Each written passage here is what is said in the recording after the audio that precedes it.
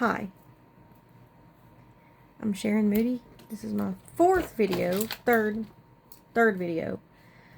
and the first one was way too long. My second one wasn't long enough, and honestly, I talked about myself too much, but that's exactly what we're supposed to do. But basically, I was in two different cults. The first one was called Bible Methodist Church. And it's extremely hard to talk about that one, even more than the other one, because I wasn't as abused in that cult, but there was still abuse. And honestly, almost every single church I've ever visited has cult-like features or mentality to it. The pastor knows everything. You don't know nothing. Don't say anything to the pastor. You're a kid, or you're not as high as he is. And they're not going to tell you that, but they think it. Because if they didn't, then they'd be willing to go up and talk to the pastor about some of the really hard things that's bothering them, when most people don't. And very few pastors are going to be open to stuff like that. And they say pastors are open to stuff like that, when in reality they're not. Because usually there's one question they don't want to hear, or they just completely disregard, like, oh, you're just a horrible person for even thinking that, when that's not the case. When God actually wants you to find Him exactly on your own. Find God on your own, but still serve others. So that's extremely hard to do. But still be willing to take advice and keep an open mind that even if they're hypocrites giving it to you because you've been a hypocrite, it's still hard. So my first cult experience had a lot of the things that you would expect. Sexual abuse, fear-based mentality.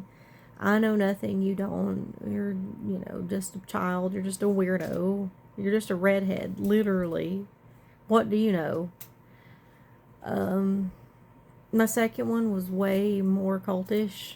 It was actually considered a cult. And it's not only just considered a cult by me, but a lot of other people. And it's called Bible Church of God. And there's several different sects from what I've gathered. But this church was in the backwoods, out in the middle of nowhere. And it was my ex-husband's family that created it. Pretty much when women started wearing pants in the church, they went off and formed a cult, which honestly, they could have had good intentions in the beginning. I honestly don't know, but throughout the years, it's turned into a cult. But regardless, it was a much smaller cult than the one I was in to begin with. Now, granted, the first one wasn't very, very big, not like the, Baptist, as far as like we didn't have as many members, but it was a lot bigger. There's like thousands upon thousands of Bible Methodists, and it's growing from what I gather. And but then also the Bible Church of God is not growing, and it is disintegrating as we speak. And so it's probably a good thing. Like, it's a very good thing. So I don't know if the church growing as far as the Bible Methodist is a good thing, because they do speak some truth. But honestly, I don't know. I'm not God. But there was truth in the church as far as the Bible Church of God, but it was filtered with, just like every church, a very me mentality. And I get it, we're all self-centered, even me at times, even a lot of time, even, it is what it is, and I'm overcoming it with God's help, and that's the only way I'm doing it. But it was, we're many gods, we have the power that superheroes do. We pretty much can control God. I'm right, you're wrong. If you're not speaking in tongues, you're going to hell. And the only way you can actually get the Holy Ghost is by speaking in tongues. So just a lot of BS, honestly. And sorry, it's just I'm thinking about a lot of this stuff, and it's just crazy to think about. And it's still traumatic at times, but God's helping me with it. So yeah, 2 for the price of 1. It makes for a very interesting story. Probably multiple podcasts, even though it may seem, I mean, I know a lot of them probably seem one and the same, which they are, but every story is unique and everyone's different. So I would love to tell my story if you'd let me, because it's 2 for the price of 1, and I'm not the only one that's done it, but these are smaller cults, and not many people, actually, the world really doesn't even know about them, honestly. So a lot of the smaller cults is just as dangerous as the big ones, if not more dangerous, because at least you know to stay away from what other people have labeled a cult.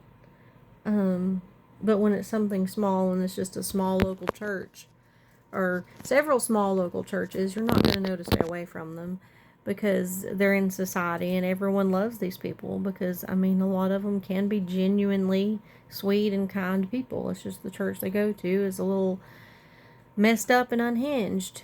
And so living in the South, you don't get much help as far as well, honestly, spiritually or mentally, emotionally, because they look down on you for having emotional and mental problems, when all of that goes back into spiritual problems.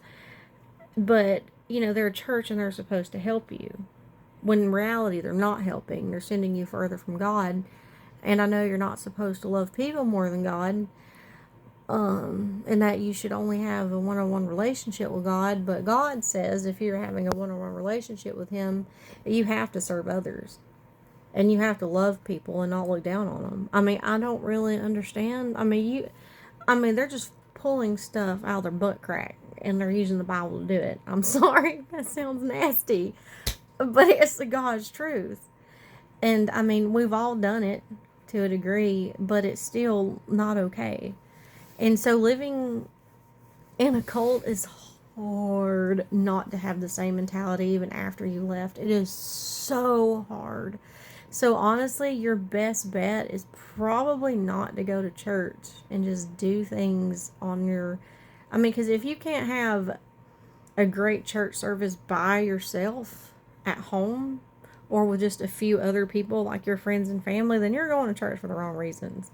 You're going just to hang out and it be a club, which, it's fine, I guess. I honestly don't know, I suppose. But then, and it also comes back to the fact, if you can't worship God in church like you do at home, then that's still wrong. And then if you can't worship God in Walmart, because God says you can, you should. And so, God has been helping me so much to where I just want to shout through Walmart, because I see how much He loves us, and I see how much, some people have loved us and loved me. And I see how much I've healed, and so why not shout? In the South, people will shout their TV when, they get a touchdown. So why not shout for Jesus? Why not shout and be happy for something that you believe in?